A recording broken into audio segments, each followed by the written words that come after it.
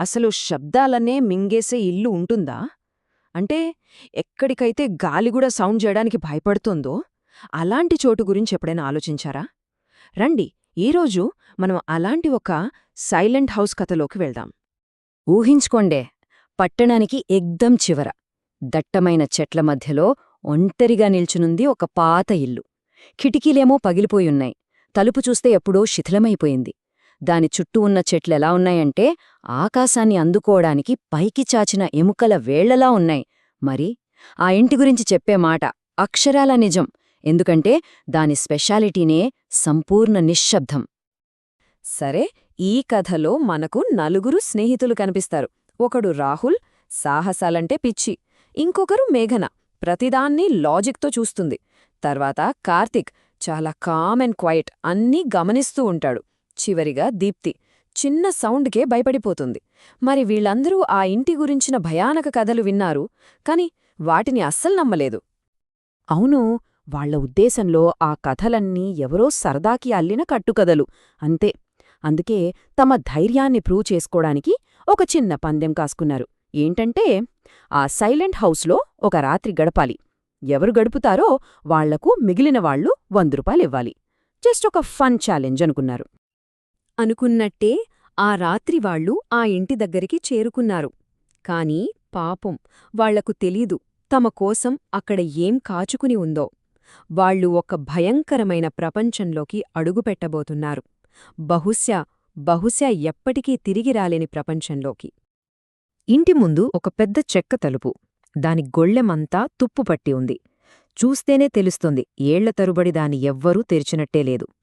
కాని అసలు విచిత్రమేంటంటే, వాళ్ళు దాన్ని తాకనేలేదు. తాకక ముందే ఒక కీచ్ అనే సౌండ్తో అది నెమ్మదిగా తెరుచుకుంది. వెంటనే మేఘన నవ్వి, చూశారా, గాలికే తెరుచుకుంది అంది. కాని అక్కడ గాలి అన్న మాటే లేదు. బయట ఒక్క ఆకు కూడా కదలడం లేదు. సరే, లోపలికి అడుగుపెట్టారు. అడుగుపెట్టగానే వాళ్లకు ఒళ్ళు గగురు పొడిచే ఒక నిజమర్థమైంది. ఏంటంటే, వాళ్ల అడుగుల చప్పుడు వినిపించట్లేదు. వాళ్లు మాట్లాడుకుంటుంటే మాటలకు ఎకోలేదు. ఎలా ఉందంటే, ఆ ఇల్లే ఒక వాక్యూమ్ క్లీనర్లా అన్ని శబ్దాలను పూర్తిగా లాగేస్తున్నట్టుంది. ఆ నిశ్శబ్దం, అది రాబోయే ప్రమాదానికి ఒక వార్నింగ్ అని వాళ్లు అప్పుడు గ్రహించలేకపోయారు. ఓకే, అంతా సైలెంట్గా ఉంది, పర్లేదు అనుకుంటున్న ఆ మూమెంట్లో కథ ఒక్కసారిగా టర్న్ తీసుకుంది. అసలైన భయం ఇక్కడే మొదలైంది. ఆ పిన్ డ్రాప్ సైలెన్స్ని చీల్చుకుంటూ పై ఫ్లోర్ నుంచి అడుగుల చప్పుడు. టక్ టక్ టక్. చాలా నెమ్మదిగా ఎవరో కావాలనే బరువైన అడుగులు వేస్తున్నట్టు. ఆ ఒక్క సౌండు చాలు, వాళ్ల గుండెలు జారిపోయాయి. అసలు విషయమేంటంటే, వాళ్లలో ఎవ్వరూ పైకి వెళ్లలేదు. మరి ఆ అడుగుల శబ్దం ఎవరిది? ఆ ఇంట్లో వీళ్లు కాకుండా ఇంకెవరైనా ఉన్నారా?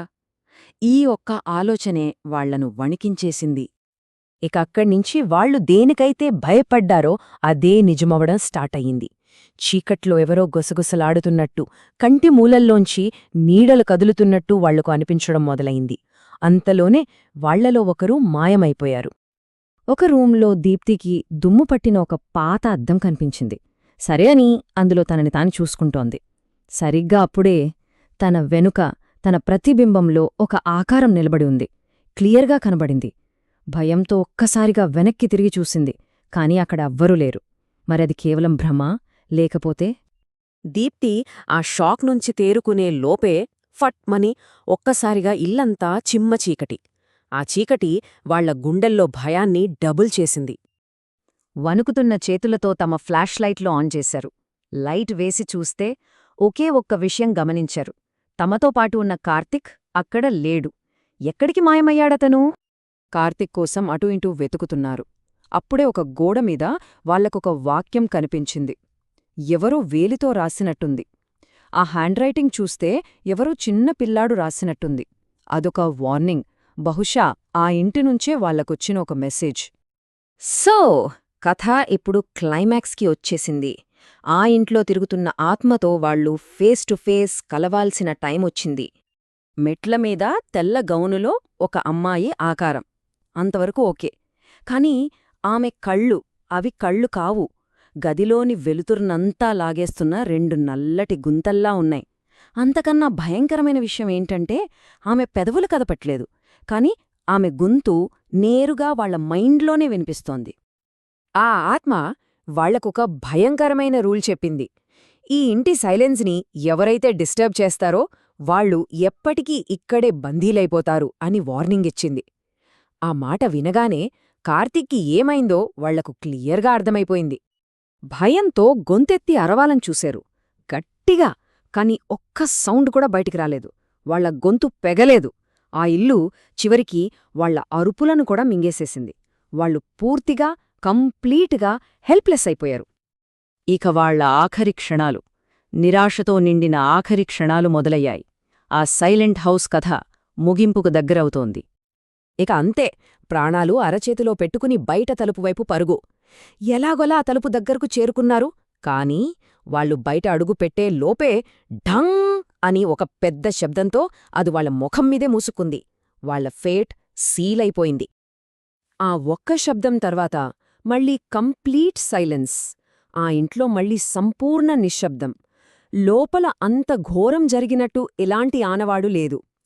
పగిలిన కిటికీలతో, కీచుమనే తలుపులతో ఆ ఇల్లు ఎప్పటిలాగే ప్రశాంతంగా మారిపోయింది. మరుసటి రోజు ఉదయం ఆ ఇల్లు ఏమీ జరగనట్టు సైలెంటుగా ఉంది. కాని ఇంటి ముందు, తలుపు బయట, నేలమీద 4 ఫ్లాష్ లైట్లు పడి ఉన్నాయి. లోపలికి వెళ్లిన ఆ 4 స్నేహితులవే అవి. మరి వాటిని పట్టుకున్నవాళ్లేమయ్యారు? చూడండి, ఫ్లాష్ లైట్లయితే బయటున్నాయి, కాని వాటిని వాడినవాళ్లు, ఆ రాత్రి ఆ ఇంట్లోకి వెళ్లిన ఆ 4లో ఒక్కరు కూడా ఎప్పటికీ తిరిగి రాలేదు.